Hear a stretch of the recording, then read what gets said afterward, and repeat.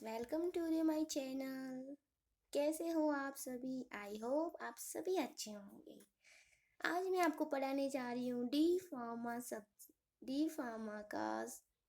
Second year का सबसे tough subject जो बच्चों को लगता है, फार्मास्यूटिकल ज्यूरिस्प्रूडेंस।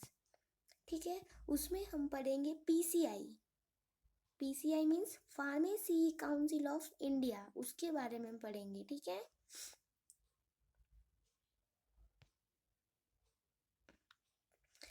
चलो हम पढ़ते हैं PCI, pharmacy council of India.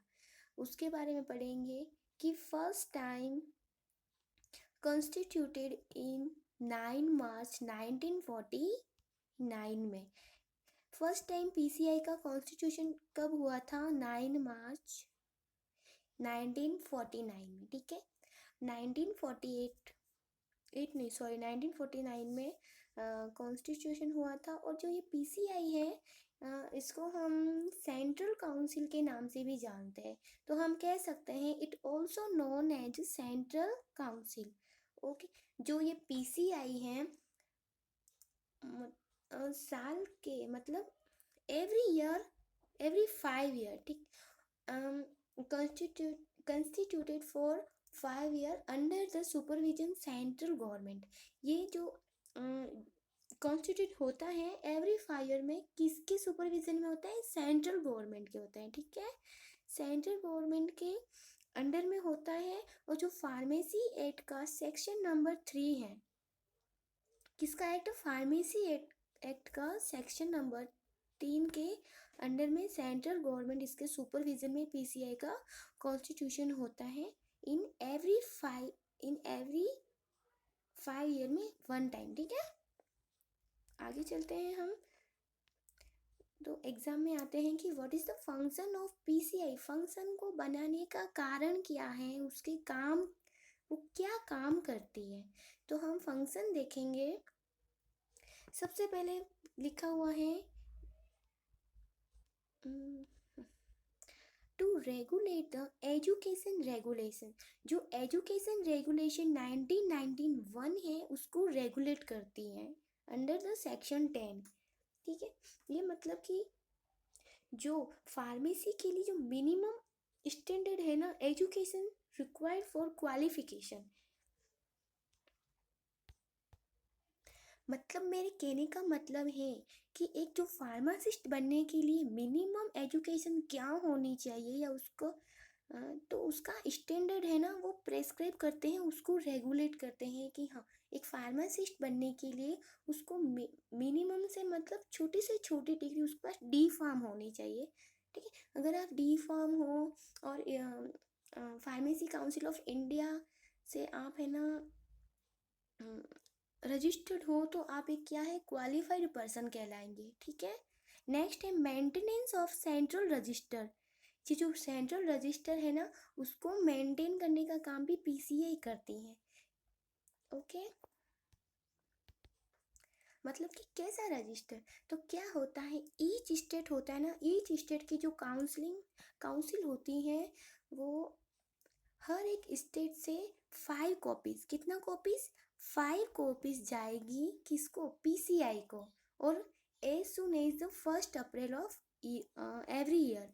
ठीक है, एवरी ईयर की 1 अप्रैल को, कौन से अप्रैल को?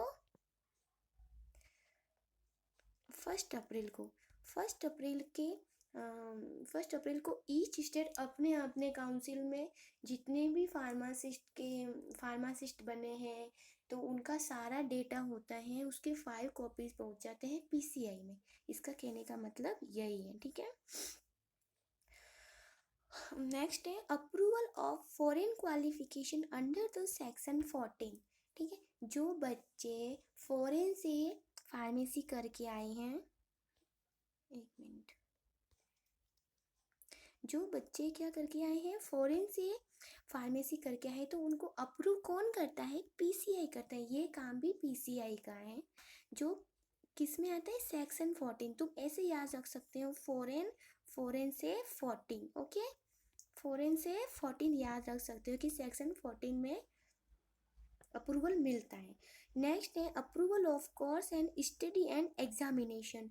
जो फार्मेसी के लिए कौन सी मतलब कितना स्टडी कोर्स कितना होगा, उसका एग्जामिनेशन कब करवाना, ये सब चीज़ भी पीसीआई ही देखती है। ठीक है, तो ये मेन फंक्शन है पीसीआई के। सबसे पहले regulate the education regulation. Second है जो सेंट्रल रजिस्टर है उनको मेंटेनेंस रखना, और जो फॉरेन से जो बच्चे करके आए हैं फार्मेसी उसको अप्रूवल देना। और the last one the approval of course of study and exam. ये है पीसीआई का फंक्शन, ये मेन फंक्शन है। ओके, नेक्स्ट स्लाइड पे चलते हैं। जो पीसीआई होता है ना, उसका कॉन्स्टिट्यूशन होता तो है लेकिन उसमें पता है 3 टाइप के मेंबर होते हैं। कितने टाइप्स के मेंबर होते हैं? 3 टाइप्स का मेंबर होता है। फर्स्ट है elected, nominated and ex officio, ये मेंबर होते हैं। तो सबसे पहले हमें देखना है कि इलेक्टेड मेंबर कौन कौन से होते हैं। तो इलेक्टेड मेंबर जाएंगे 6 teacher, 8 list, 4 selected bye UGC. क्या होता है? 6 टीचर होते हैं, सॉरी 6 उसको मेंबर बोल दो, 6 मेंबर। उसमें से 4 क्या होते हैं, वो यूजीसी सिलेक्ट करेगा। ठीक है, मतलब कि यूनिवर्सिटी ग्रांट कमीशन द्वारा 4 तो वो सिलेक्ट करेंगे। ठीक है, एंड सेकंड वन है एक registered pharmacist from each state. एक जो हर एक स्टेट से क्या लेंगे, एक फार्मासिस्ट लेंगे, वो भी रजिस्टर्ड होना चाहिए। And the last one member selected by MCI. Okay, next है नॉमिनेटेड। इसको तुम ऐसे याद रख लो 611, और नॉमिनेटेड में हम ऐसे याद रख लो 621। ओके, हाँ, नॉमिनेटेड में आएंगे 6 member nominated by the central government. यहाँ पे कौन करा था? यूजीसी। जबकि नॉमिनेटेड में जो सेंट्रल गवर्नमेंट है उसमें वो सेंट्रल गवर्नमेंट करेगी, 6 मेंबर को नॉमिनेट करेगी।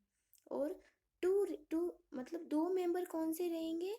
एक तो यूजीसी का रिप्रेजेंटेटिव एंड एक एआईसीटीई का रिप्रेजेंटेटिव। इन दोनों का एक एक रिप्रेजेंटेटिव रहेगा नॉमिनेटेड मेंबर में। एंड नॉमिनेटेड का लास्ट वन है the member from each state nominated by the state government. देखो बच्चों, ये कॉन्स्टिट्यूशन बहुत टफ है, बहुत मुश्किल से याद होता है, तो तुम्हें इसको बार बार रिवाइज करना पड़ेगा तभी तुम्हें याद होगा। ठीक है, उसका कोई इलाज नहीं है। और और सबसे लास्ट है एक्स ऑफिशियो मेंबर। इसमें देखो सबसे कम मतलब बड़े बड़े कमिश्नर वगैरह वही आते हैं, ऑफिसर। एक्स ऑफिशियो मेंबर में है डायरेक्टर, मतलब उसको ना तुम डी क्यूब लिख देना या फिर डी डी और डी लिख दो। एक तो आएगा director general of health science. देखो पीसीआई है, जरूर हेल्थ से जुड़ा है, तो एक तो होगा हेल्थ सर्विस से, जनरल ऑफ हेल्थ सर्विस। एक है, देखो पीसीआई किसके लिए बना है? मतलब फार्मेसी के लिए बना है, तो एक होगा जो ये सेकेंड डी है वो है drug controller of India. And और थर्ड वन है director of central drug laboratory Kolkata. ये ये 3 हैं जो एक्स ऑफिशियो मेंबर में आते हैं। ठीक है, general of health service, drug control of India and CDL Kolkata का डायरेक्टर। अगर इसके बारे में कुछ भी आपको डाउट हो तो प्लीज़ कमेंट करें। और फॉर न्यू वीडियोस के लिए, अपडेट के लिए आप बेल आइकन को